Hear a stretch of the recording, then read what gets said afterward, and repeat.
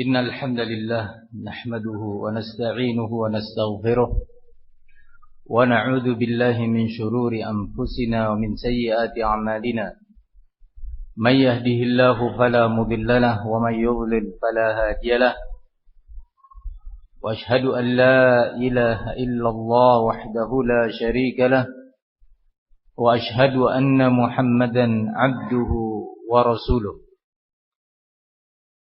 يا أيها الذين آمنوا اتقوا الله حق تقاته ولا تموتن إلا وأنتم مسلمون يا أيها الناس اتقوا ربكم الذي خلقكم من نفس واحدة وخلق منها زوجها وبث منهما رجالا كثيرا ونساء واتقوا الله الذي تساءلون به والأرحام إن الله كان عليكم رقيبا يا أيها الذين آمنوا اتقوا الله وقولوا قولا سديدا يصلح لكم أعمالكم ويغفر لكم ذنوبكم ومن يطع الله ورسوله فقد فاز فوزا عظيما أما بعد فإن أصدق الحديث كتاب الله وخير الهدي هدي محمد صلى الله عليه وسلم وشر الأمور محدثاتها فإن كل محدثة بدعة وكل بدعة ضلالة وكل ضلالة في النار أيها الإخوة rahimani wa rahimakumullah. Pada hari ini kita bermajlis dalam sebuah majlis ilmu yang dibahas insyaallah di sana beberapa masail, beberapa permasalahan terkait dengan Islam, terkait dengan dinullah, terkait dengan Al-Quran, terkait dengan sunnah Rasul sallallahu alaihi wasallam.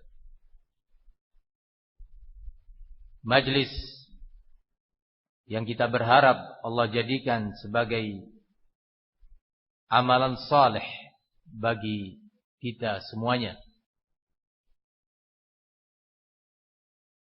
Tema kita dalam kajian kali ini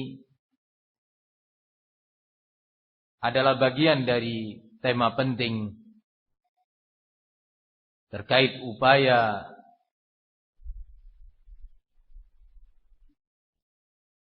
dakwah menuju kepada tauhidullah yang bersih dari berbagai noda yang mengotorinya. Noda-noda kesyirikan yang mengotori tauhid seorang hamba. Dakwah menuju kepada sunnah Rasul sallallahu alaihi wasallam agar umat berjalan di atas sunnahnya,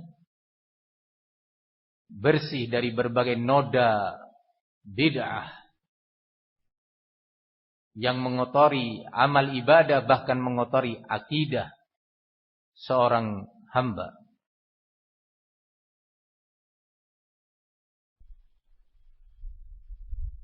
Tema atau tajuk dari majelis kita sebagaimana sudah insyaallah diketahui oleh antum, yaitu ada apa dengan Wahabi? Kenapa harus dizalimi? Sebagai sebuah upaya untuk membela dakwah tauhid, perlu disadari dan diimani oleh setiap muslim bahwa tidaklah seorang berdakwah kepada tauhid, mengajak umat untuk memurnikan ibadah mereka kepada Allah, sehingga tidak lagi berdoa kepada selain Allah, tidak lagi beristi'anah, memohon pertolongan, atau beristi'adzah, memohon perlindungan dari berbagai mara bahaya, dan tidak pula beristighatsah kepada selain Allah dari berbagai makhluk-makhluk yang ada, baik makhluk itu malaikat ataupun makhluk itu seorang nabi ataupun dari orang-orang saleh, apalagi yang lainnya dari benda-benda, batu, pepohonan, lautan, gunung, dan yang lainnya. Sehingga tidak lagi ada di muka bumi ini kecuali peribadatan murni untuk Allah subhanahu wa ta'ala. Tidak seorang hamba berdakwah mengajak umat kepada tauhid yang diajarkan oleh Rasul sallallahu alaihi wasallam kecuali akan mendapati di sana adanya rintangan dan halangan, tantangan, munculnya berbagai pihak yang merasa terusik dan terganggu kepentingannya, merasa terusik dan terhalangi berbagai ambisi duniawinya yang dikemas dengan kemasan agama, yang dikemas dengan kemasan din. Maka pihak-pihak yang merasa terusik ambisi duniawinya itu, ada yang merasa terusik dan terhalangi untuk mendapatkan harta, ada yang merasa terusik dan terganggu dalam mendapatkan simpati dan dukungan manusia, ada yang merasa terusik dan terganggu dengan sebab adanya dakwah tauhid ini untuk membanggakan pamor dan nasabnya yang selama ini pihak-pihak tersebut yang merasa terusik dengan adanya dakwah tauhid, pemurnian tauhid umat dan ibadah umat, dengan mudah mereka mendapatkan harta, materi dari para pengikutnya, dari orang-orang yang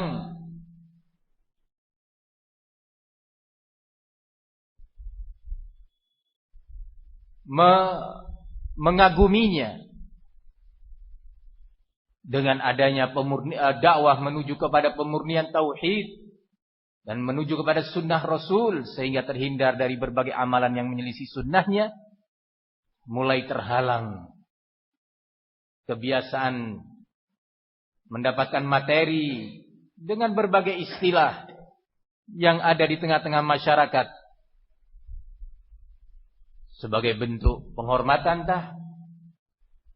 atau agar mendapatkan barokahkah dan yang lainnya.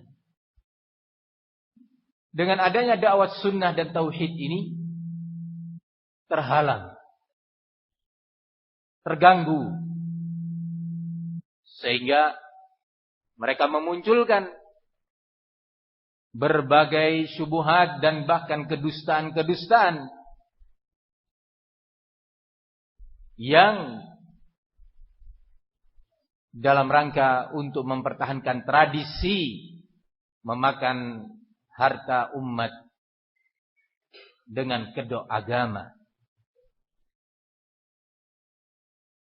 Sebagian pihak yang selama ini dihormati, disanjung oleh umat dengan sebab tegaknya dakwah tauhid dan sunnah ini, umat jadi mengerti hakikat mereka sebenarnya. Umat menjadi faham bahwa perbuatan seperti itu tidak pantas dilakukan. Umat menjadi hamba-hamba Allah yang berakidah bersih. Semua ini menjadi penghalang bagi mereka untuk melanjutkan kebiasaan dan tradisinya. Barakallahu fikum. Begitu juga berbagai pihak lainnya. Kalau yang tadi berbaju Islam, mengatasnamakan Islam, tak luput pula dari kaum kuffar, al-Yahud, an-Nasara. Mereka dapat segera memantau atau memahami bahwa dakwah tauhid dan sunnah ini sangat berbahaya bagi eksistensi agama mereka, eksistensi negara dan kepentingan politik mereka. Sehingga kaum kufar, baik dari kalangan Yahud dan Nasara ataupun yang lainnya, benar-benar berupaya dengan segala kekuatan yang mereka miliki, segala upaya yang mereka mampu lakukan untuk menghadang dakwah tauhid dan sunnah ini. Maka ikhwani fiddin azani Allah wa iyyakum, ketahuilah bahwa perjalanan dakwah tauhid bukanlah sebuah dakwah yang baru berumur 100 tahun atau 200 tahun. Apalagi ada yang menyangka bahwa baru berjalan 20-30 tahun di masa kita hidup ini.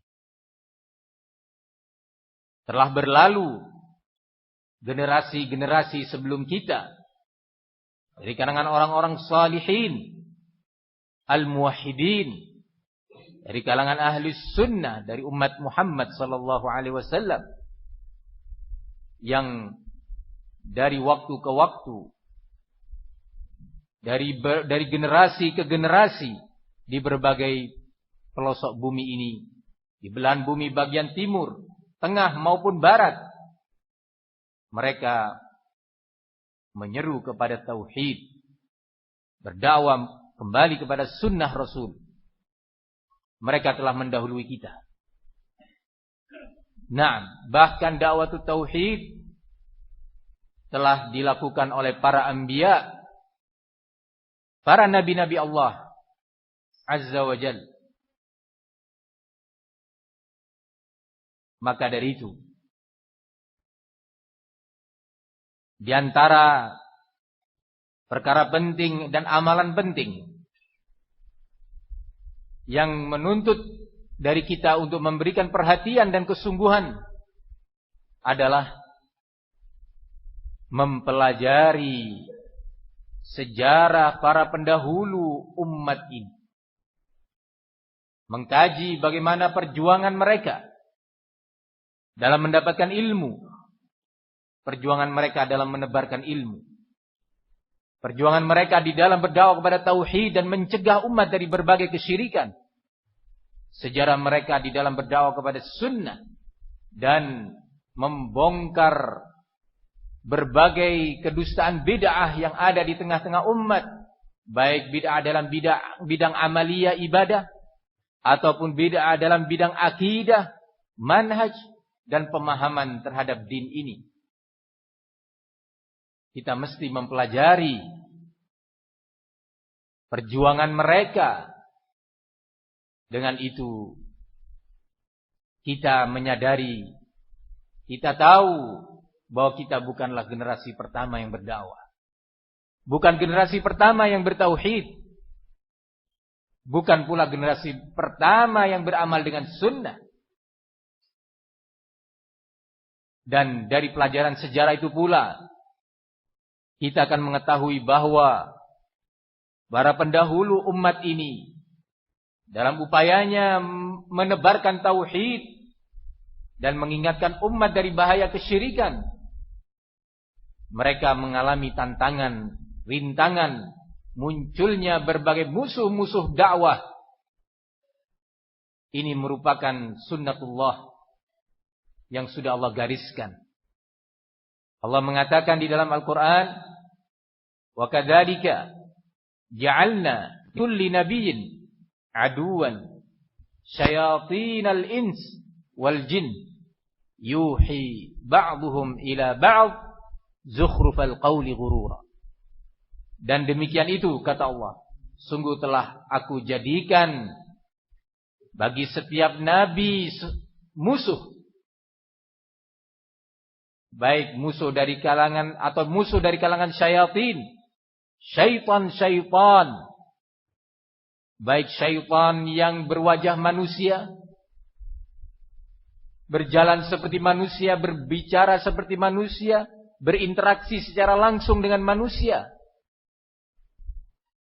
ataupun syaitan dari kalangan al-jin yang tidak dapat dilihat dengan mata. Mereka berinteraksi dengan umat ini dengan caranya yuwaswisu fi sudurin nas, membisikkan bisikan-bisikan kejelekan, kekufuran, kemaksiatan ke dalam dada manusia. Oh, masya Allah, tak pikir ini apa? Ini enggak nyala.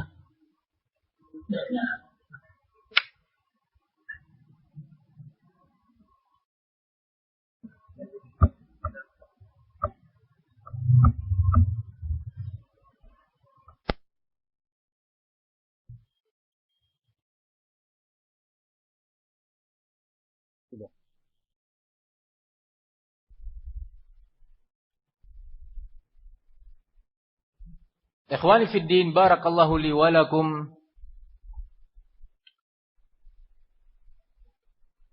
Allah mengatakan dalam ayat ini tentang syayatinil ins wal jin sebagai musuh-musuh para nabi di dalam berdakwah, dalam upaya mereka menghalangi dakwah tauhid dan terus menumbuh suburkan berbagai ritual kesyirikan di tengah umat. Apa kata Allah menggambarkan tentang upaya mereka ini? Yuhi ba'duhum ila ba'din zukhrufal qawli ghurura. Mereka saling membisikkan, menginformasikan berbagai perkataan dan statement yang indah untuk menipu umat manusia. Saling memberikan informasi dan kata-kata yang dengannya dapat memperdaya, menipu dan mengkelabui umat manusia ini agar terhalang dari tauhid. Dalam ayat lain Allah mengatakan, wa kadzalika ja'alna likulli nabiyyin aduwan minal mujrimin wa kafa birabbika hadiyan wa nasira. Wa kafa rabbuka hadiyan wa nasira. Sungguh telah kami jadikan bagi setiap nabi musuh dari kalangan al-mujrimin, orang-orang jahat yang selalu berbuat dosa. Namun cukup Allah subhanahu wa ta'ala, Rabbmu itu, sebagai pemberi petunjuk, pemberi hidayah, di tengah upaya kaum mujrimin menghalangi manusia dari hidayah. Tetapi Allah yang menjaminnya. Wa nasira, dan cukup Allah Rabbmu itu yang akan memberikan an-nasir, akan memberikan an-nasr, pertolongan kepada umat mukminin di dalam menghadapi tipu daya kaum mujrimin, musuh-musuh dakwah para nabi.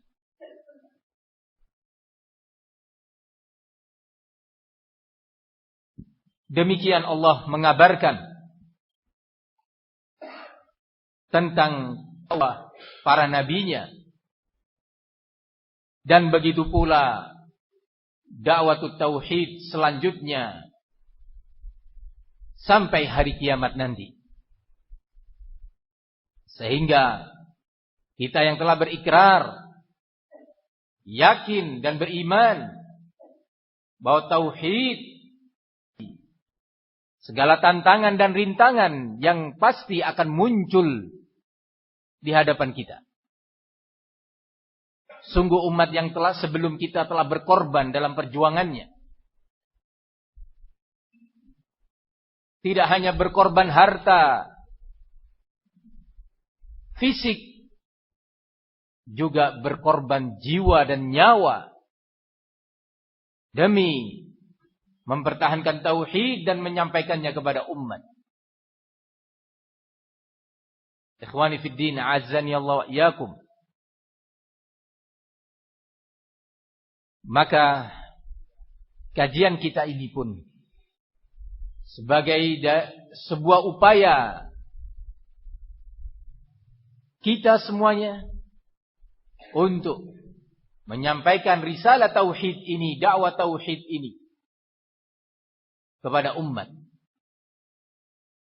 Semoga Allah Subhanahu wa taala memberikan kepada kita al-istiqamah dan kekokohan atau at-tabat di atas tauhid dan sunnah sampai kita mengakhiri hidup ini.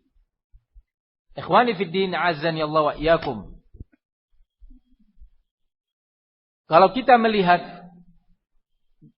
judul kajian kita ini, ada apa dengan Wahabi? Kalimat Wahabi adalah sebuah kata yang mengandung penisbatan kepada lafaz Wahhab.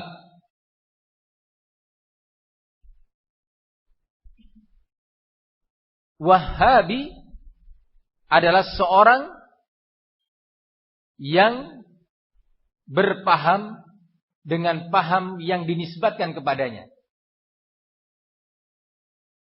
Kalimat ini tentunya mengenai semua pihak yang berpegang teguh dengan tauhid.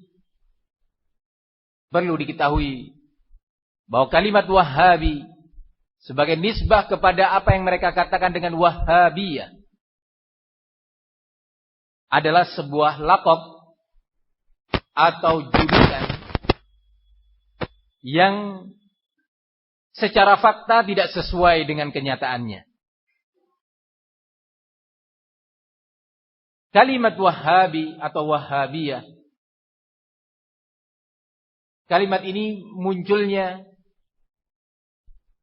setelah berkibarnya bendera dakwah tauhid yang disampaikan oleh Asy-Syaikh Al-Allamah Al-Mujaddid Muhammad bin Abdul Wahhab An-Najdi rahimahullahu ta'ala. Pada abad ke-12 Hijriah. Beliau dilahirkan pada tahun 1115 Hijriah. Dan setelah menginjak umur dewasa, setelah melalui proses thalabul ilmi yang penuh dengan perjuangan pada waktu itu, di tengah-tengah kondisi umat dan fuqaha yang ada pada waktu itu lebih diwarnai oleh warna tasawuf dalam bidang as-suluk dan ibadah, serta akidah Asy'ariyah dalam bidang akidah yang tersebar di berbagai pelosok negeri pada waktu itu. Kemudian Asy-Syaikh Muhammad bin Abdul Wahhab melihat kondisi negerinya dan negeri-negeri yang di sekitarnya, di mana masyarakat pada waktu itu digiring oleh tokoh-tokoh sufi untuk melakukan amaliyah sufiyah, untuk berakidah dengan akidah mereka. Berjalan hal ini tentunya dalam kurun waktu yang cukup panjang. Maka sebagai bentuk kepedulian dan kasih sayang Asy-Syaikh Muhammad bin Abdul Wahhab terhadap umat, beliau mengajarkan kepada mereka tauhid dan sunnah. Dari rumah ke rumah, dari kampung ke kampung, dari kabilah ke kabilah. Terus beliau berkeliling di seputaran negeri Najd itu. Dan ternyata Allah Subhanahu wa taala menolong dakwah beliau dengan tersebarnya dakwah tauhid. Umat mulai mengerti bahwa beberapa ritual-ritual ibadah yang mereka lakukan adalah ritual-ritual yang diwarnai oleh nuansa syirik. Bertabarruk kepada para penghuni kubur, beristi'adzah, meminta perlindungan kepada para penghuni kubur, beristighatsah, dan berbagai amaliyah atau ritual lainnya yang itu tidak boleh diberikan kecuali kepada Allah Subhanahu wa taala.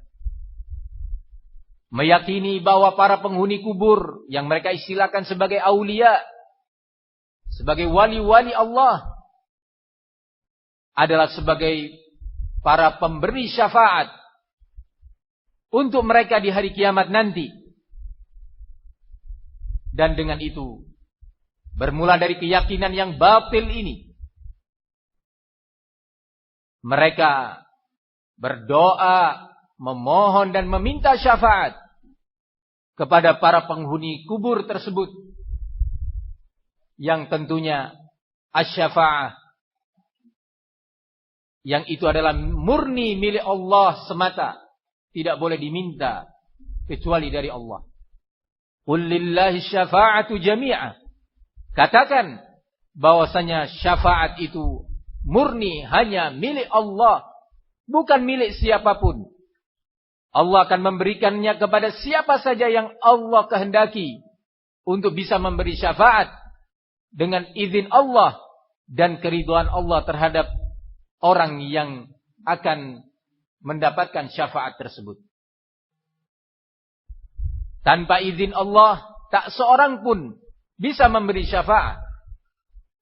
Tanpa izin Malikus Syafa'ah, pemilik syafaat yaitu Allah, tak seorang pun, siapapun dia, mampu untuk memberikan asy-syafa'ah. Wa man dzalladzi yashfa'u 'indahu illa bi'idznih. Siapa, kata Allah, yang mampu dan bisa memberikan syafaat tanpa izin dari Allah Subhanahu wa taala? Tidak ada yang mampu memberi syafaat kecuali dengan izin Allah. Dan syafaat itu tidak bisa didapat oleh seorang hamba kecuali apabila Allah ridha terhadapnya. Dan tidak mungkin Allah ridha kepada seorang hamba untuk mendapatkan syafaat. Baik syafaat yang Allah berikan izin kepada para malaikat, atau untuk Nabi kita Muhammad, atau para nabi, atau para syuhada, atau orang-orang saleh, kaum mukminin. Tidak mungkin Allah ridha kepada seorang hamba kalau ternyata dalam akidah dan amaliyah dia berlumuran dengan akidah dan amaliyah syirik. Bahwa asy-syafa'ah itu hanyalah untuk orang yang tidak menyekutukan Allah Subhanahu wa taala dengan sesuatu apapun. Tentu bukanlah pembahasan kita secara khusus untuk membahas tentang apa itu syafa'ah atau yang semisalnya at-tawassul. Tetapi dalam kesempatan kali ini kita hanya ingin mengetahui bagaimana dan kenapa dakwah tauhid ini dimusuhi, dizalimi para pelakunya, berdusta dan ditebarkan berbagai kedustaan dan isu-isu negatif tentang dakwah yang mulia ini dan para pengampu dakwahnya. Ikhwani fid din, rahimani wa rahimakumullah. Maka Syekh Muhammad bin Abdul Wahhab memulai dakwahnya dan dengan penuh kesabaran beliau melakukan itu dari waktu ke waktu, dari satu tempat ke tempat, dari satu negeri ke negeri. Mulailah tersebar dakwah tauhid di sekitar negeri tersebut. Barakallahu fikum. Maka musuh-musuh dakwah tauhid yang nanti kita akan sebutkan siapa saja mereka yang memusuhi dakwah tauhid, sebuah dakwah yang mulia ini. Yang pertama adalah kaum kufar. Kaum kufar yang ada pada waktu itu merasa terganggu dengan adanya dakwah tauhid.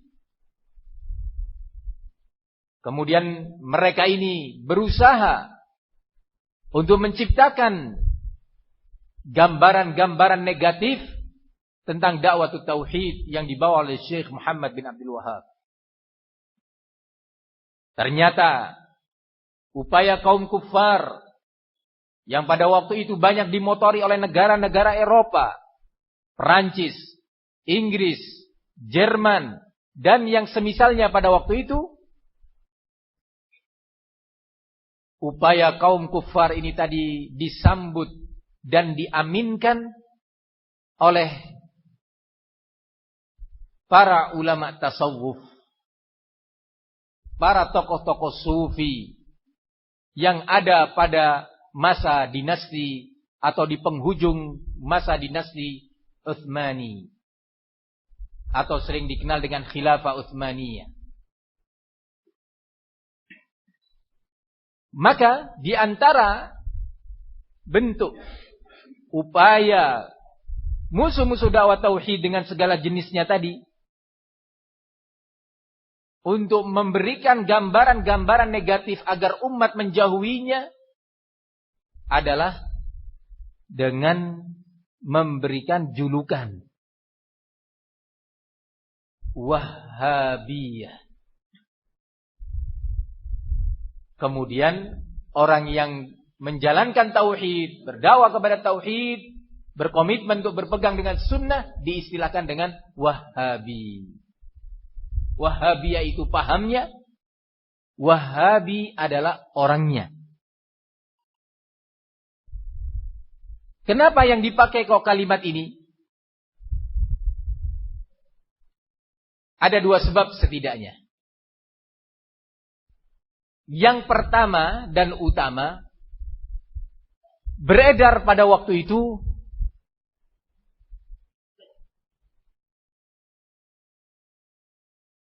nama sebuah firqah sesat, sebuah kelompok yang dhalal, yang dikenal dengan akidahnya yang sangat negatif dan tindak tanduknya yang sangat tidak terpuji,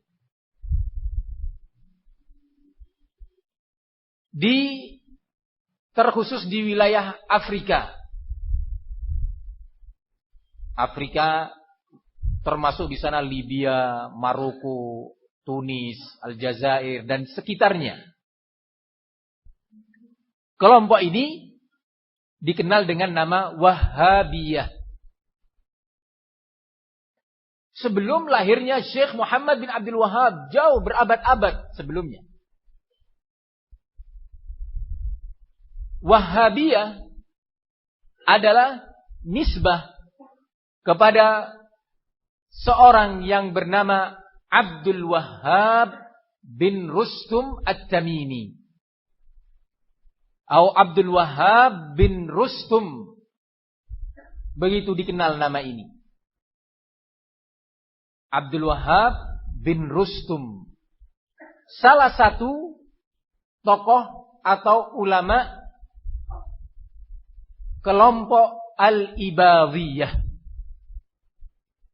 Kelompok Al-Ibadhiyah adalah salah satu kelompok dari berbagai kelompok Khawarij.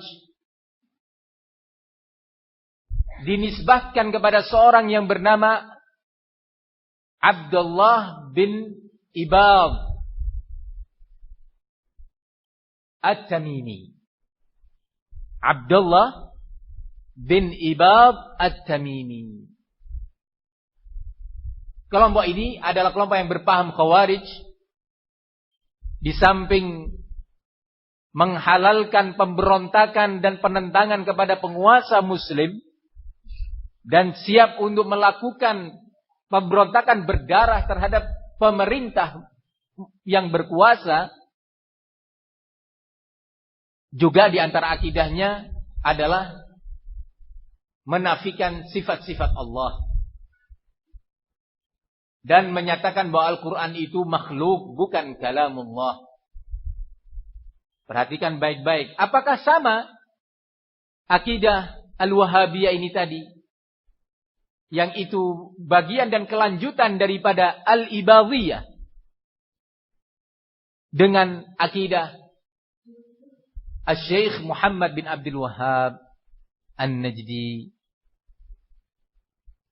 Sekali lagi, digunakannya kalimat Wahabiyah karena memang pada saat itu terlanjur beredar image negatif tentang kelompok yang namanya Wahabiyah sebelum Syekh Muhammad bin Abdul Wahhab An-Najdi jauh-jauh hari dilahirkan. Kelompok Al-Wahabiyah adalah nisbah kepada siapa? Abdul Wahhab bin Rustum, sebagai pelanjut dari kelompok Al-Ibadhiyah, salah satu kelompok Al-Khawarij. Menyaingi kelompok-kelompok Khawarij yang lainnya. Semisal Al-Azariqah, pengikut Nafi' ibn Al-Azraq. Atau kelompok Al-Qa'adiyah, juga salah satu kelompok dari Khawarij. Atau Al-Haruriyah, dan yang lainnya. Muncullah kelompok yang namanya Al-Ibadhiyah. Lah, salah satu negara yang berakidah Ibadhiyah di zaman ini adalah pemerintah negeri Oman.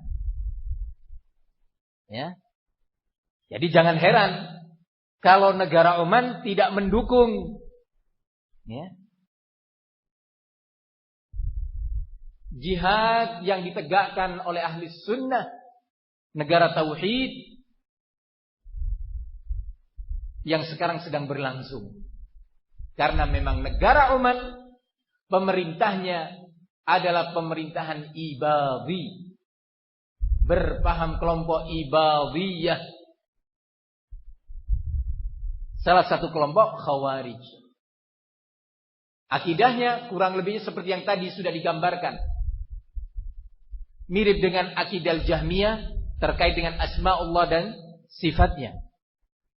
Menafikan sifat-sifat Allah dan meyakini Al-Quran bukan kalamullah tetapi adalah makhluk. Ikhwani fiddin, a'azzani Allah wa iyyakum. Maka muncullah kelompok yang namanya Al-Wahabiyah ini, dimanfaatkan oleh negara-negara Eropa yang kafir untuk menciptakan image negatif terhadap dakwah Syekh Muhammad bin Abdul Wahhab An-Najdi.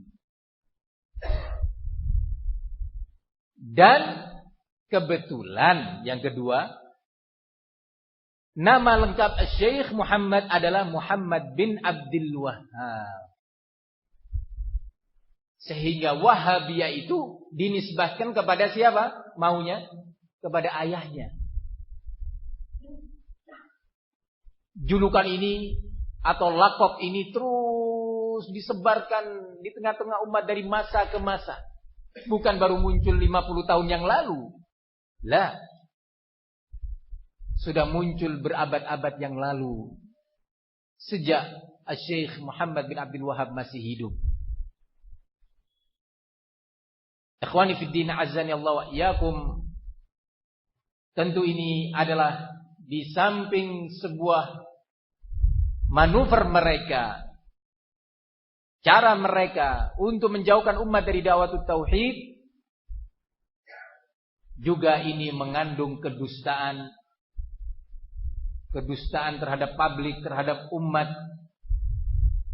dan sekaligus mengandung kezaliman terhadap Syekh Muhammad bin Abdul Wahhab sendiri, dan juga kepada seluruh ahli sunnah yang berkomitmen berpegang teguh dengan tauhid yang murni dan berpegang teguh dengan sunnah dalam seluruh amalia ibadahnya ataupun akidah dan manhajnya.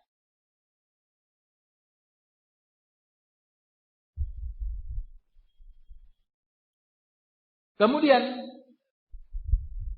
dalam perjalanan dakwah tauhid beliau, yang kemudian bermunculanlah murid-murid beliau,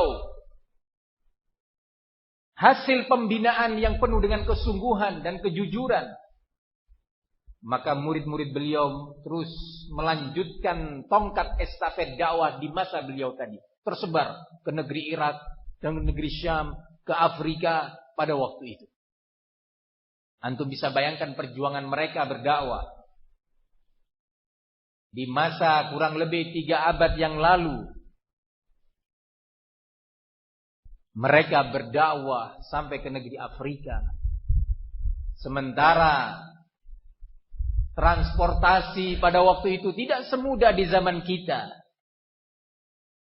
Kalau ada salah seorang di antara kita diminta dan diutus, dimintai tolong untuk berdakwah, masih di dalam ruang lingkup negeri ini, dia beralasan dengan bermacam alasan. Sementara para pejuang dakwah tauhid ini, sebelum kita, orang-orang yang benar-benar berjuang, mengorbankan segala apa yang mereka miliki, sehingga dengan kesulitan transportasi di masa itu, bagaimana dakwah itu bisa tersebar dengan cepat ke berbagai pelosok bumi pada saat itu. Tentu dakwah tauhid dan sunnah yang dikibarkan oleh Syekh Muhammad bin Abdul Wahhab pada saat itu benar-benar mengusik kepentingan kaum kufar Eropa yang sedang menjajah berbagai wilayah. Inggris menjajah India dan beberapa negeri sekitarnya. Ternyata dakwah tauhid masuk ke negeri India, yang tentunya dengan dakwah tauhid dan sunnah ini melahirkan semangat juang masyarakat untuk mempertahankan iman dan melawan para penjajah. Tentu ini ditakuti oleh kaum kufar. Begitu juga daerah kekuasaan Perancis di wilayah Afrika, seperti di Aljazair dan sekitarnya, Italia di sekitar negara Libya, begitu juga Perancis di sekitar Tunis, negara Tunisia, mereka berkuasa di sana. Terkhusus setelah kekalahan dinasti Utsmani, yang mana dinasti Utsmani ini sebenarnya sudah kalah dan tidak memiliki kekuatan dan benar-benar tunduk patuh di bawah kemauan kaum kufar Eropa pada saat itu, sebelum Syekh Muhammad bin Abdul Wahhab lahir. Apalagi beliau memulai dakwahnya jauh sebelum itu. Tak ubahnya dinasti Utsmani di hadapan negara-negara Eropa yang bersekutu pada saat itu bagaikan negara boneka yang tidak mampu berbuat apa-apa, lemah, tunduk patuh. Namun baru resmi hancur kurang lebih atau hampir 100 tahun yang lalu, saya kurang ingat tepatnya kapan, yang kemudian diadakan acara peringatan runtuhnya khilafah Islamiyah oleh kelompok Hizbut Tahrir di berbagai tempat, merayakan kehancuran.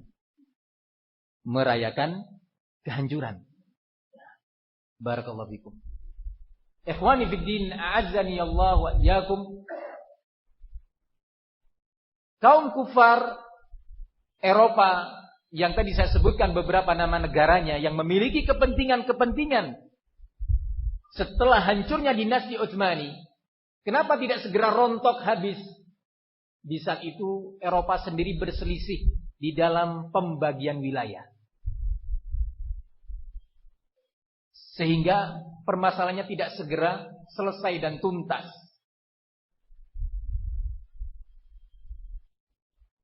Namun ternyata kaum kufar memanfaatkan dinasti Utsmani untuk menghentikan laju gerak dakwah tauhid. Berupaya untuk membujuk para petinggi-petinggi dinasti Utsmani untuk melakukan berbagai penyerangan-penyerangan kepada ahli tauhid, sehingga terjadilah beberapa penyerangan sejak masa Raja Sultan Mahmud yang kedua memerintahkan militer Mesir pada waktu itu untuk bergerak ke arah Ad-Dir'iyah.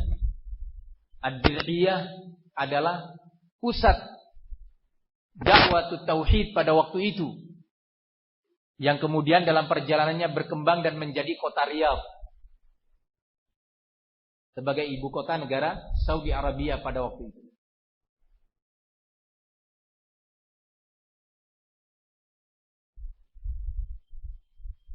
Musuh kedua dari dakwah Syekh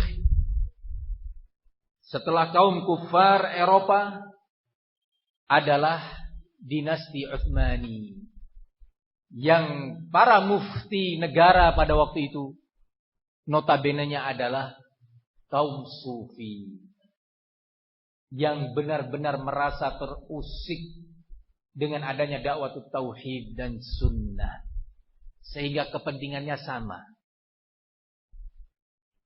antara Eropa dan tokoh dan orang-orang sufi dinasti Utsmani.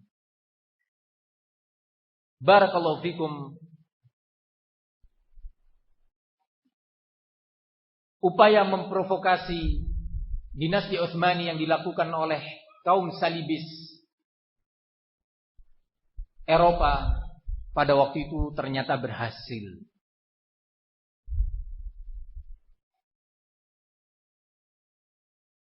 Penyerangan demi penyerangan, bukan sekali, dua dan tiga kali, agresi militer dinasti Utsmani terhadap dakwah tauhid.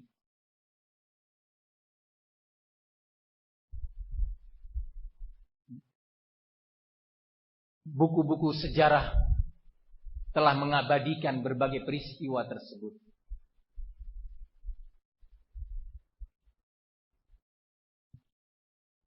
Sampai-sampai ketika tentara dinasti Utsmani yang dikirim dari negeri Mesir pada saat itu berhasil menggempur Ad-Dir'iyah, dan Ad-Dir'iyah pada waktu itu luluh lantah, hancur. Nah, barakallahu fikum, banyak yang terbunuh dari al-muwahhidin, ahli sunnah. Maka salah satu panglima perang Inggris diutus oleh negara Inggris ke pusat pemerintahan dinasti Utsmani untuk menyampaikan ucapan selamat pemerintahan Inggris untuk dinasti Utsmani yang telah berhasil menggempur Ad-Dir'iyah. ucapan selamat sebagai sebuah dukungan dari Eropa. Ikhwani fid din, a'azzani Allah wa iyyakum. Ternyata penyerangan itu tidak berhenti. Terjadi penyerangan demi penyerangan berikutnya ke wilayah-wilayah yang di situ telah dipenuhi dengan dakwah tauhid. Salah satu pasukan yang dipimpin oleh Ibrahim Basha, putra dari gubernur Mesir yang bernama Muhammad Ali Basha, atas perintah dari Sultan Mahmud, khalifah dinasti Utsmani pada waktu itu, diperintahkan untuk bergerak menuju ke negeri Najd. Dan kembali peperangan itu meletus, di mana peperangan ini terjadinya kurang lebih pada tahun 1232 Hijriah atau pada bulan Oktober 1818.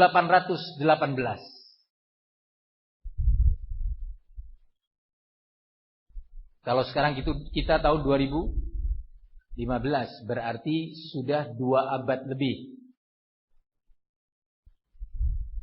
Nah, yang lalu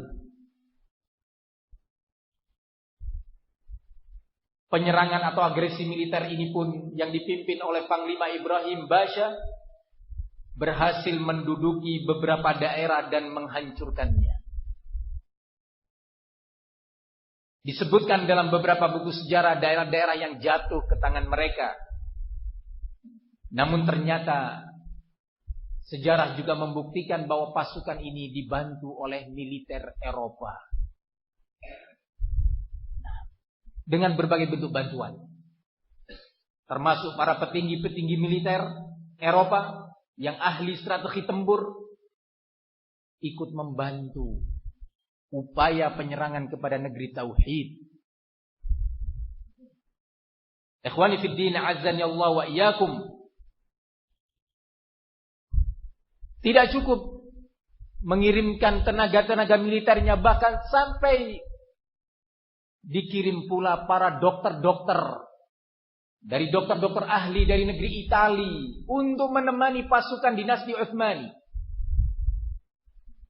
Bahkan diabadikan nama-nama para dokter, para panglima perangnya, ahli strategi tempurnya, diabadikan siapa nama-nama mereka itu.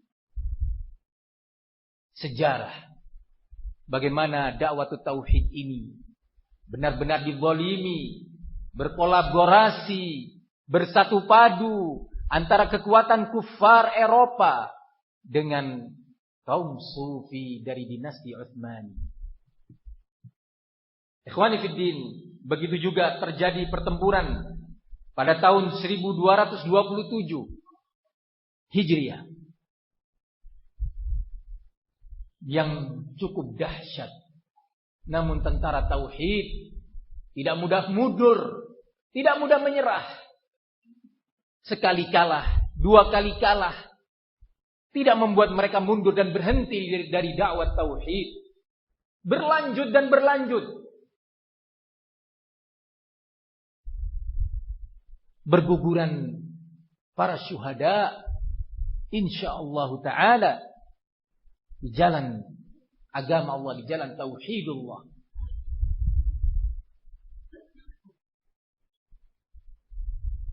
Ada sebuah kisah menarik yang menggambarkan kepada kita tentang kondisi tentara dinasti Utsmani yang pada saat itu kekuatan besar mereka ada di negeri Mesir. Kekuatan militer mereka, pangkalan militer mereka terbesar berada di negeri Mesir. Disebutkan oleh salah satu sejarawan Mesir yang sangat ternama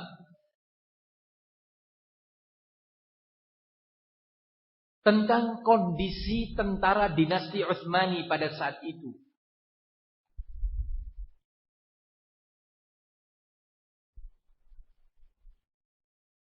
Bagaimana sih kondisinya? kemudian dibandingkan oleh sejarawan ini dengan kondisi tentara tauhid yang dia istilahkan dengan tentara Najd. Berita ini dinukil dari salah seorang panglima militer dinasti Utsmani yang masih ada sedikit hati nurani di dalam kolbunya untuk menilai sesuatu yang hak itu sebagai hak dan batil itu adalah batil. Dia menceritakan dalam keadaan dia malu untuk menceritakannya, bahwa kata dia,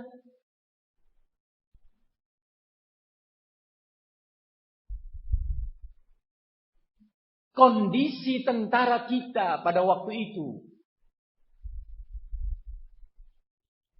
adalah kondisi yang sangat memprihatinkan. Kehidupan tentara kita jauh dari syiar-syiar agama Islam. Didapati di tengah mereka berkerat-kerat botol khamr. Ini yang bercerita salah satu perwira tinggi, perwira militer dinasti Utsmani, yang diabadikan oleh salah satu sejarawan terkenal dari negeri Mesir, Abdurrahman Al-Jabrati, nama penulis atau sejarawan tersebut. Dan kata dia, pasukan dinasti Utsmani, pasukan kita, nggak perlu pakai mic luar ya, cukup mic dalamnya. Ikhwani fid din, azzani Allah wa iyyakum. Kata beliau, tidak terdengar kumandang azan di tengah pasukan dinasti Utsmani. Sementara tentara Najd, demikian dia mengistilahkan, ketika tiba waktu sholat, para muadzin mengumandangkan azannya. Dan mereka sholat bersaf-saf. Bahkan di saat pertempuran sekalipun, mereka tetap menegakkan sholat. Nampak pada tentara Najd kesungguhan untuk beribadah dan menjaga syiar-syiar Islam, yang semua itu tidak ada pada tentara kita. Ya subhanallah. Ikhwani fid din, azani Allah wa iyyakum. Tentara atau ternyata budaya seperti ini, kebiasaan mulia seperti ini dipertahankan oleh tentara tauhid sampai hari ini. Bagaimana tentara-tentara Saudi Arabia berbeda dengan tentara-tentara negara lainnya, bahkan negara tetangganya sekalipun. Nampak sunnah ditegakkan, sholat, bahkan sholat berjamaah. Nampak syiar-syiar Islam pada ucapan mereka, pada perbuatan mereka. Walhamdulillah, itu adalah didikan tauhid dan didikan sunnah. Sementara pada tentara dinasti Utsmani lebih terwarnai oleh akidah sufi. Tidak sedikit dari mereka yang punya kebiasaan menggantungkan atau memegang jimat-jimat. Tanah kubur disimpan yang dia yakini mengandung barokah yang akan menyelamatkannya dalam pertempuran. Benar-benar gambaran ini perperangan antara tauhid dan kesyirikan, antara al-haq dan al-batil. Ini gambaran kedua tentang musuh-musuh dakwah tauhid, yaitu Daulah Utsmani.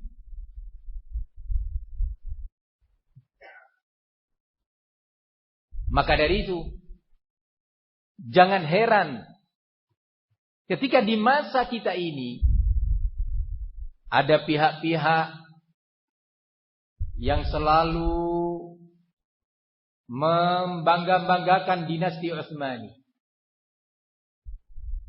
Dan bahwasanya dengan runtuhnya dinasti Utsmani tidak ada lagi negara Islam di muka bumi. Karena keyakinan kelompok ini yaitu kelompok Hizbut Tahrir, baik yang di Indonesia maupun luar Indonesia, berkeyakinan tidak ada negara muslim di muka bumi ini. Mereka berkeyakinan negara-negara yang ada adalah negara kafir. Jangankan negara Indonesia yang mereka yakini sebagai negara kafir, bahkan negara setingkat Saudi Arabia yang menerapkan syariat Islam, menegakkan tauhid, membela sunnah, pun tidak mereka anggap sebagai negara muslim. Sampai hari ini kelompok Hizbut Tahrir terus mengumumkan permusuhannya terhadap negara tauhid dan sunnah.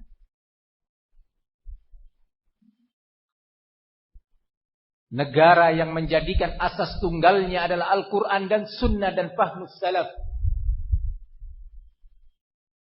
Dengan segala kemampuannya.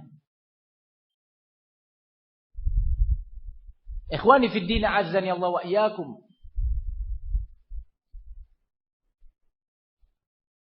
Kita nanti akan berikan contoh-contoh permusuhan berbagai pihak tersebut terhadap negara tauhid.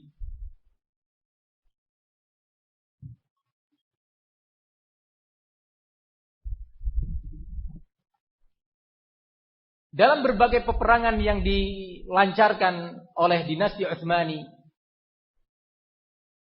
terhadap dakwah tauhid, betul-betul peperangan dan agresi militer yang jauh dari nilai-nilai prikemanusiaan.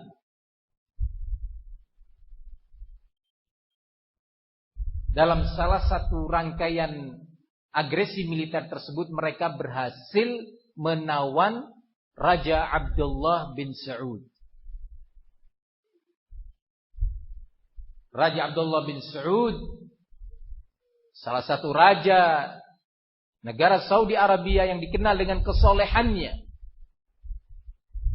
dan kejujurannya serta perjuangannya membela tauhid. Kehidupannya dipenuhi dengan ilmu dan dakwah. Membela dakwah dengan segala yang dimilikinya. Pada saat itu, agresi militer tersebut berhasil mengalahkan tentara tauhid dan menawan Raja Abdullah bin Saud yang akhirnya dibawa ke negeri Mesir. Sesampainya di Mesir, disiksa dan dihinakan. Kemudian dipindahkan ke Istanbul, pusat pemerintahan dinasti Utsmani di Turki. Dipindahkan ke sana, dan sesampainya di sana beliau pun disiksa, diazab, dihinakan, dan kemudian diarak di jalan-jalan sambil dipukulkan dan ditabuhkan genderang. Dicaci maki di jalan-jalan, penghinaan. Sampai akhirnya beliau dieksekusi dalam sebuah hukum pancung dan mati insyaallah sebagai syahid. Demikian gambaran permusuhan dinasti Utsmani yang telah diwarnai oleh akidah sufi, memusuhi dakwah at-tauhid dan sunnah. Berbagai isu negatif tentang Syekh Muhammad bin Abdul Wahhab disebarkan pada saat itu. Berbagai karya ditulis oleh ulama-ulama sufi. Mayoritas karya itu diwarnai dan didominasi oleh kedustaan-kedustaan. Yang semoga insyaallah kita akan membahas bentuk-bentuk kedustaan tersebut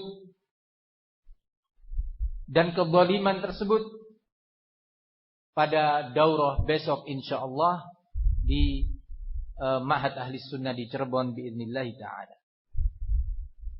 Ikhwani fid din, azani Allah wa iyyakum. Kalau tadi sempat disebut bahwa tentara tauhid diserang, diluluhlantahkan, dihancurkan dan ditangkap, kalah dan kalah lagi. Kenapa tidak ditolong oleh Allah Subhanahu wa taala? Ini menunjukkan bahwa dakwah tauhid itu yang dilakukan oleh Syekh Muhammad bin Abdul Wahab di atas kebatilan. Karena kalau di atas al-haq pasti menang. Tidak demikian wahai saudaraku. Perlu diketahui bahwa dalam beberapa pertempuran itu pun berhasil dimenangkan. Negara Saudi yang pertama berdiri dihancurkan oleh dinasti Utsmani. Kemudian terus dakwah dilakukan di berbagai daerah sampai berdiri negara yang kedua. Dihancurkan kembali oleh mereka. Namun tidak berhenti. Tidak putus asa. Tidak minder. Tidak kecil hati. Mereka terus bangkit. Dan akhirnya berdirilah negara Saudi yang ketiga. Dan sampai hari ini semoga Allah menjaganya dari makar musuh-musuhnya. Ikhwani fid din azzani Allah wa iyyakum.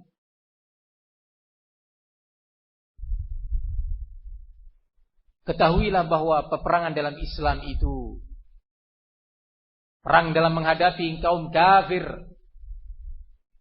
adalah kondisinya seperti digambarkan dalam hadis Ibnu Abbas yang diriwayatkan oleh Imam Al-Bukhari dan Muslim.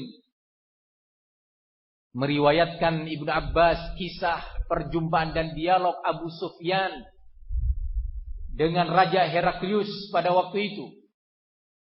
Ketika Raja Heraklius menanyakan kepada Abu Sufyan tentang bagaimana Muhammad ini. Apa saja ciri-cirinya. Karena ingin dia cocokkan dengan berita-berita yang ada di dalam kitab suci mereka atau dalam Injil. Maka Abu Sufyan menyampaikan apa adanya. Pada saat itu Abu Sufyan masih musyrik. Menceritakan dan menjawab pertanyaan-pertanyaan Raja Heraklius apa adanya. Tidak ditambah dan dikurangi. Malu untuk berdusta. Walaupun dia musyrik pada saat itu. Dan sedang dalam permusuhan dengan Muhammad Rasulullah Sallallahu Alaihi Wasallam. Tapi malu untuk berdusta. Berbeda dengan musuh-musuh dakwah di masa ini. Akhlaknya lebih parah daripada akhlak musuh-musuh dakwah pada generasi awal. Menipu, berdusta, dan seterusnya. Kalau dahulu musyrikin Arab Quraisy, mereka hanya berdoa kepada orang-orang soleh yang mereka anggap keramat dan barokah itu. Di saat mereka tidak menghadapi musibah dan malapetaka yang mengancam mereka. Di saat lagi suasana lagi kondusif, mereka bernazar untuk orang-orang soleh tersebut. Berdoa, meminta barokah dari mereka, meminta syafaat dari mereka.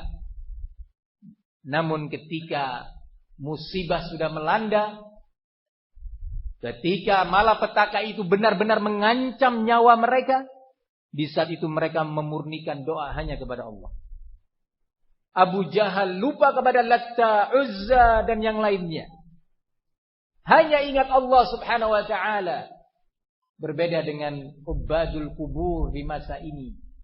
Justru kalau ada musibah, mengalami kesempitan rizkinya atau ditimpa penyakit atau diancam dan seterusnya, dia beristighatsah kepada pihak-pihak yang mereka keramatkan itu. Subhanallah, beda jauh. Kalau Abu Sufyan di saat musyrik, di saat sedang berseteru dengan Rasulullah dalam perkara tauhid, enggan untuk berdusta. Ditanya oleh Raja Heraklius Romawi. Padahal kalau dia berdusta nggak ada yang tahu. Rasulullah tidak tahu. Abu Bakar, Umar, Utsman, wa Ali tidak tahu juga. Setidaknya untuk menghalangi Heraklius mendapatkan berita yang benar dan jujur tentang Muhammad. Tidak mau Abu Sufyan berdusta. Sementara musuh-musuh dakwah tauhid dan sunnah sekarang ini bukan hanya melalui lisannya berdusta, bahkan dalam tulisan-tulisannya terabadikan sampai hari ini kedustaan-kedustaan tersebut. Ikhwani fid din, azzani Allah wa iyyakum, alhamdulillah. Kondisi ini memang akan terus berjalan, tetapi Allah tidak akan membiarkan ahli tauhid. Maka Abu Sufyan dalam salah satu jawabannya menjawab pertanyaan Heraklius, bagaimana kata Heraklius peperangan antara kalian menghadapi Muhammad ini? Kondisi perangnya bagaimana? Dijawab oleh Abu Sufyan, kanal harbu bainana sijal yusibu minna wa nusibu minhu. Peperangan di antara kami silih berganti. Kadang dia yang menang terhadap kami dan terkadang pula kami yang menang menghadapi dia. Menang, kalah, kalah, menang. Demikian peperangan itu. Terbunuh dari kaum musyrikin sejumlah pasukan mereka. Besok terbunuh dari pasukan muslimin, muwahhidin. Kalau perang itu menang, sulit terpisahkan antara orang yang jujur dan sabar dengan kaum munafikin. Tapi kalau menang kalah, hari ini berhasil membunuh lawan, besok terbunuh. Di sini teruji pasukan itu. Siapa mukminina shadiqin, siapa yang kadzibin. Ikhwani fid din, azzani Allah wa iyyakum. Dan kita pun terus teruji sekarang ini dengan segala ujian masing-masingnya. Nah, ataupun ujian yang bersifat global yang menimpa ahli sunnah. Siapa as-sadiqun, orang-orang yang jujur, dan siapa al-kadzibun, para pendusta dalam keimanannya atau akidahnya. Semoga Allah menjadikan kita semua sebagai bagian dari as-sadiqin.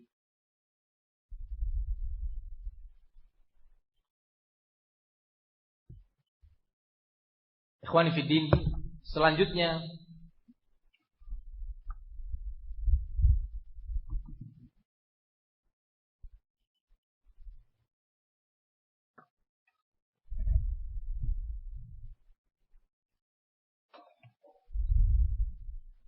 di antara musuh-musuh dakwah adalah kaum Syiah Rafidhah. Musuh dakwah tauhid adalah kaum Syiah Rafidhah. Sejak zaman dahulu kala. Sejak abad-abad pertama keislaman ini. Kaum Syiah Rafidhah.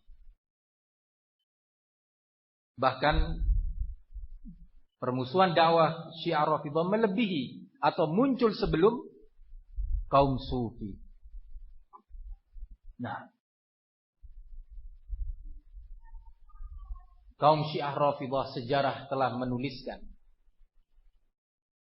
kurang lebih pada abad keempat dan abad kelima Hijriah. Bagaimana kaum Syiah Rafidhah terus mencari kesempatan dan peluang untuk menghancurkan ahli sunnah.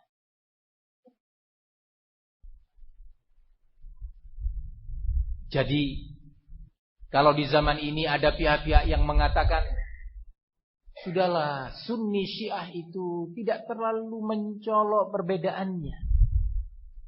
Kita mesti bersatu. Jangan menghidupkan rasa permusuhan antar sesama umat Islam. Perlu diketahui bahwa permusuhan kaum Syiah dan kebencian mereka terhadap ahli sunnah sejak dahulu kala. Permusuhan berdarah. Bagaimana ahli sunnah di negeri Baghdad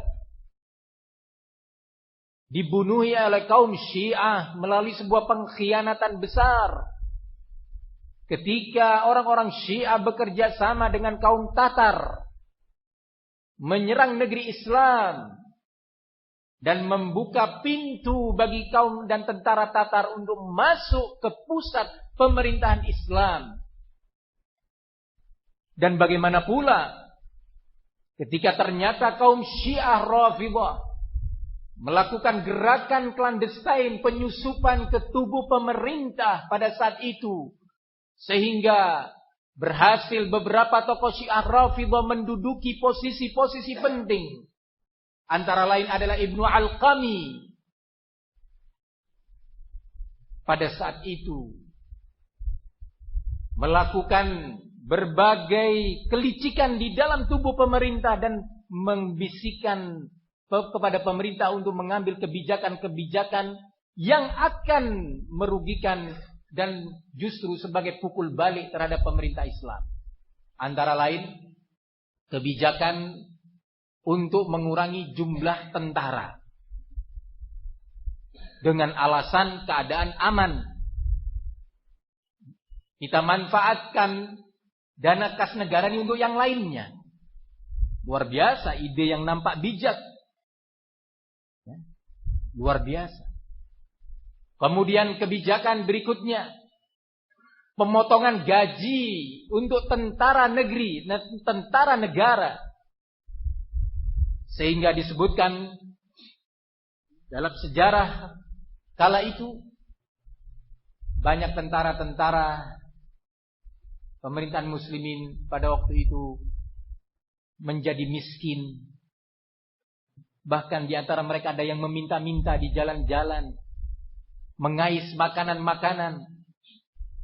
Di samping secara jumlah sudah berkurang, plus juga mental tentara yang dijatuhkan.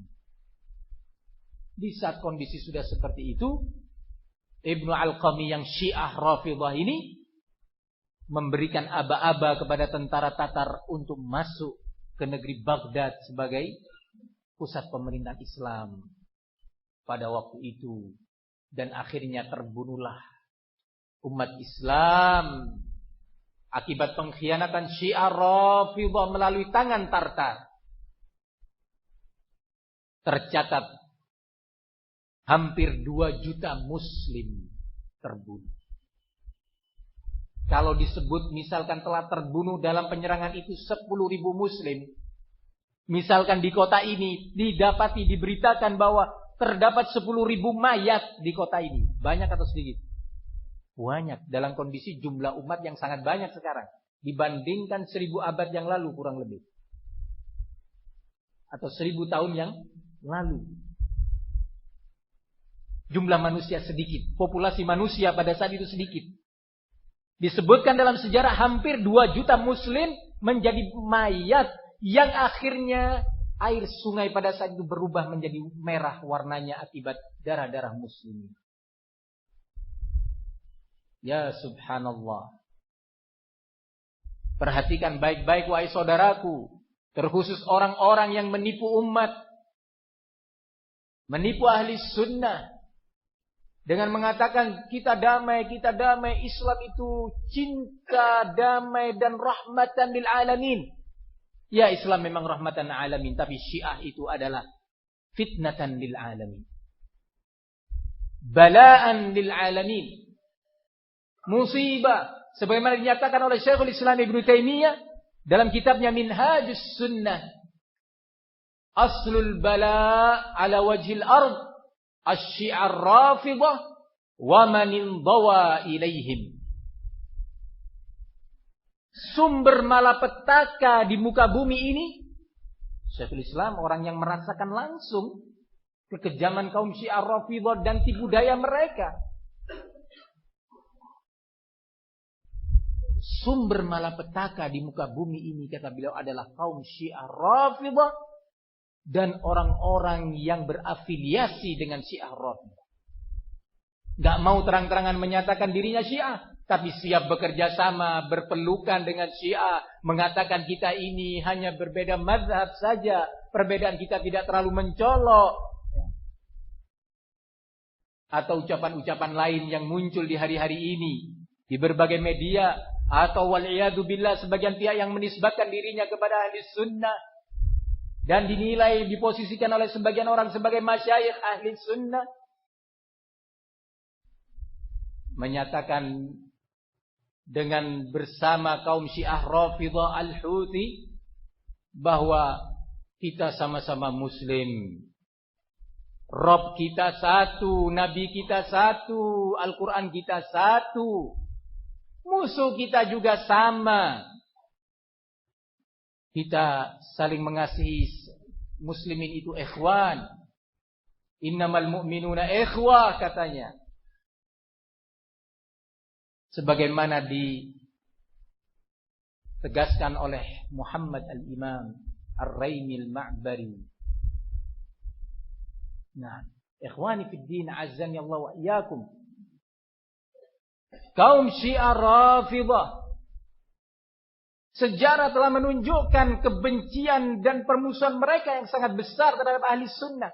Sehingga tolong kepada pihak-pihak yang katanya cinta perdamaian, yang katanya ingin menghilangkan rasa permusuhan di tengah umat, usir kaum Syiah dari setiap negeri. Jangan diberi kesempatan mereka hidup di muka bumi selama masih berakidah Syiah Rafidhah. Kalau hanya didem-demi, suatu yang panas berusaha didinginkan, sementara potensi panas dan energi panas itu masih ada dan terus berkobar, suatu saat akan meledak dan membakar yang ada di sekitarnya.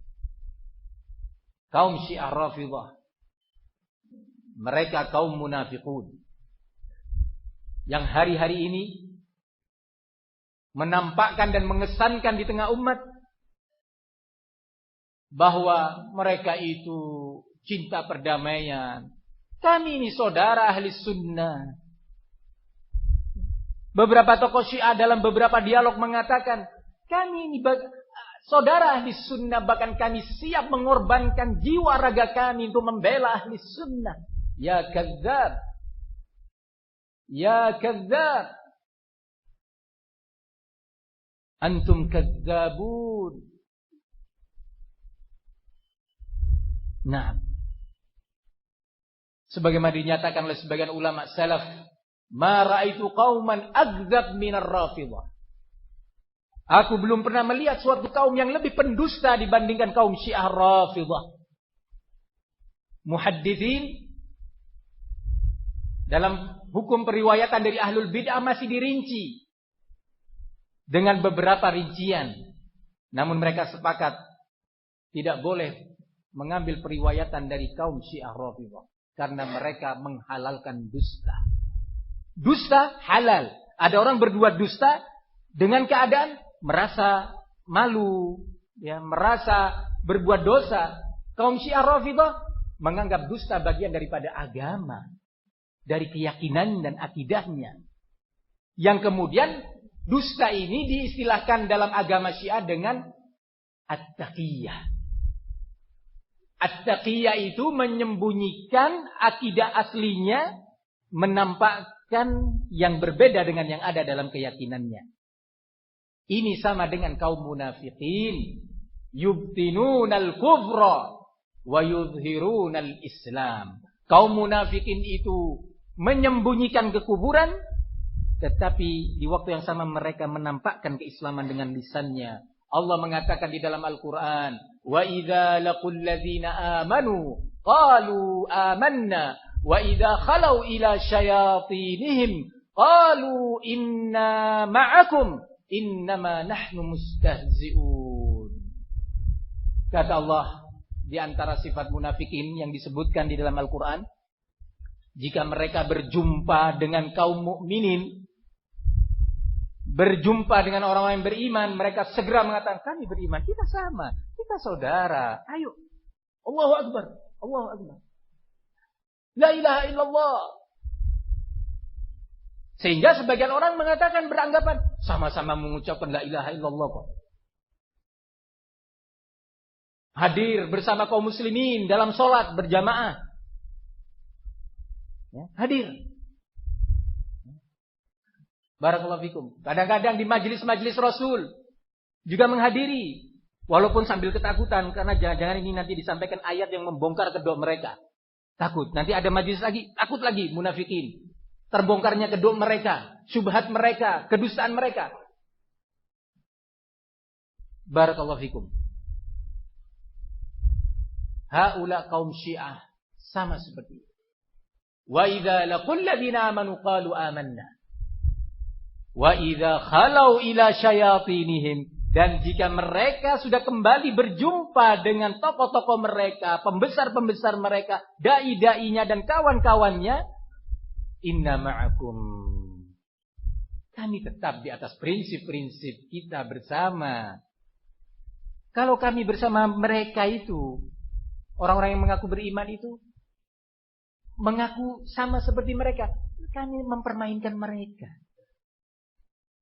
Kadzabun, kadzabun. Pendusta, pendusta, pendusta. Ini yang mereka istilahkan dengan at-taqiyah, yang menyatakan at-taqiyatu minad din, la dina liman la taqiyata lahu. Bahwa taqiyah itu merupakan bagian daripada agama dan akidah kita. Maka sungguh dia tidak memiliki agama kalau tidak memiliki prinsip taqiyah. Barakallahu fikum.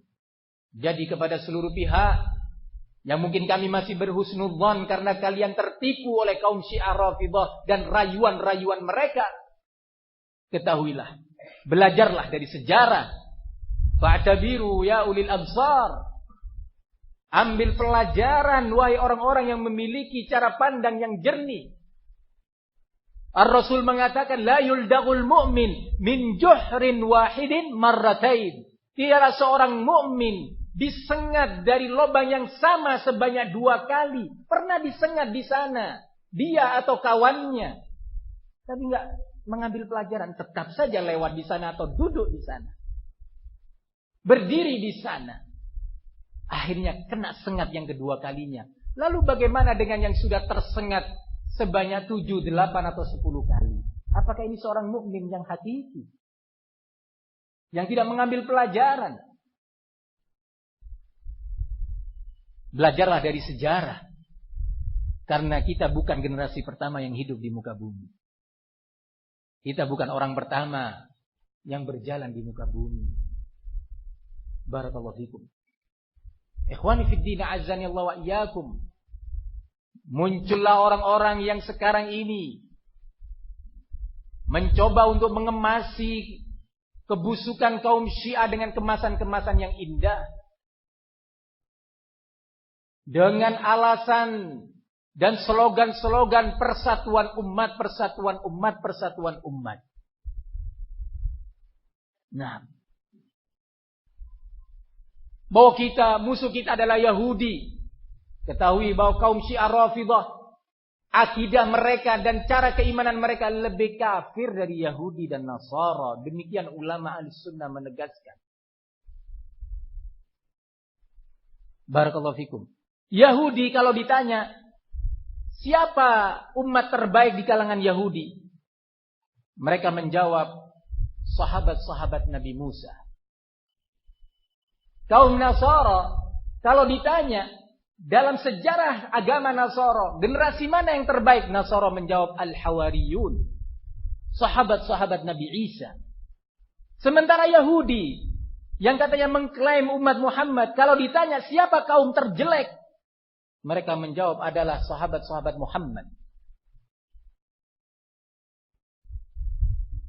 Barakallahu fikum.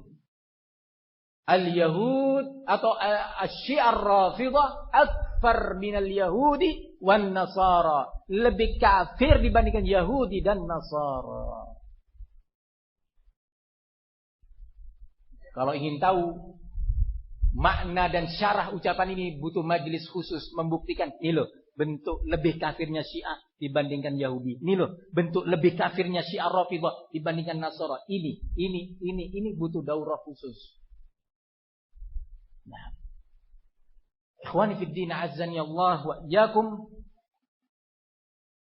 Al-ikhwanul muslimun adalah kelompok yang paling getol getol dan senang, tidak merasa keberatan dan tidak merasa risih untuk berkawan dengan Syiah Rafidhah.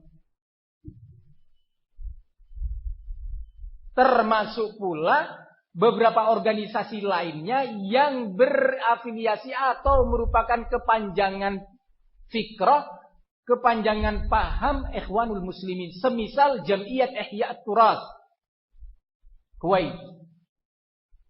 Tidak merasa risih untuk duduk bersama seorang Syiah Rafidhah Khomeiniya. Hasanul Banna terang-terangan memuji ulama Syiah Rafidhah. Menyambut kedatangan ulama Qum, ulama kaum Syiah Rafidhah dari negeri Qum ke markas besar atau kantor pusat Ikhwanul Muslimin di Mesir. Disambut dengan pelukan-pelukan hangat. Ya subhanallah. Perhatikan wahai saudaraku, yang seperti ini tidak kalah berbahayanya dibandingkan Syiah Rafidhah itu sendiri. Kenapa? Karena umat mengira mereka adalah aktivis-aktivis Islam yang melakukan pergerakannya demi Islam. Dan banyak orang yang tertipu. Ingatlah waktu revolusi Iran yang dipimpin oleh Ayatus Syaitan Khomeini. Yang paling terdepan mendukung revolusi Khomeini adalah kelompok Ikhwanul Muslimin. Dan menyatakan bahwa Khomeini adalah imamul muslimin yang adil. Khomeini, antum tahu akidahnya? Butuh waktu khusus untuk menjelaskan tentang akidah kufur Khomeini. Nah, Al-Ikhwanul Muslimin. Hasanul Banna yang juga mengatakan bahwa ulama-ulama Syiah mewariskan karya-karya ilmiah yang bertebaran di berbagai perpustakaan Islam di muka bumi. Subhanallah, pujian ini. Ini penipuan terhadap umat. Begitu? Kita setuju? Buku-buku Syiah adalah karya ilmiah? Ya subhanallah, ya kadzdzab. Perhatikan wahai saudaraku. Ustaz, dia kan sudah mati. Kenapa dibicarakan? Naam, orangnya mati, pemikirannya sampai hari ini dipertahankan, dibela, asobiyah, taklid, dibanggakan tulisan-tulisannya dan prinsip-prinsipnya. Prinsip Ikhwanul Muslimin yang mengatakan najtami'u aw nata'awanu fima ittafaqna 'alaihi wa ya'dzuru ba'duna ba'dhan fima ikhtalafna fihi. Kita ini bekerja sama terkait umat. Bagaimana persatuan umat? Kita ini semestinya tetap bekerja sama dengan berbagai pihak dalam perkara-perkara yang kita sepakat di dalamnya. Dan kita mesti mentolerir, tidak terlalu menyoal perbedaan-perbedaan yang ada di antara kita. Ya subhanallah. Ya, kalau itu perbedaan fikih yang masih dalam koridor dan bingkai dalil. Ya. Apakah barakallahu fikum, na'am, kalimat as-salatu khairum minan naum diucapkan pada azan pertama atau azan kedua waktu subuh? Apakah barakallahu fikum, na'am, menyentuh wanita yang bukan mahramnya itu membatalkan wudu ataukah tidak membatalkan wudu? Ini masalah-masalah fikih yang memang masing-masingnya berdasarkan kepada dalil yang kita mesti setelah melalui proses pembahasan ilmiah mentolerir dalam pengertian jangan ribut gara-gara ini. Tapi kalau dalam masalah-masalah prinsip, barakallahu fikum, kita mengatakan mentolerir dan memaafkan, tidak terlalu mempermasalahkan dan menyoal. Ini adalah kaidah Yahudiyah yang disusupkan ke dalam barisan muslimin. Ikhwani fid din, azzani Allah wa iyyakum. Perhatikan baik-baik.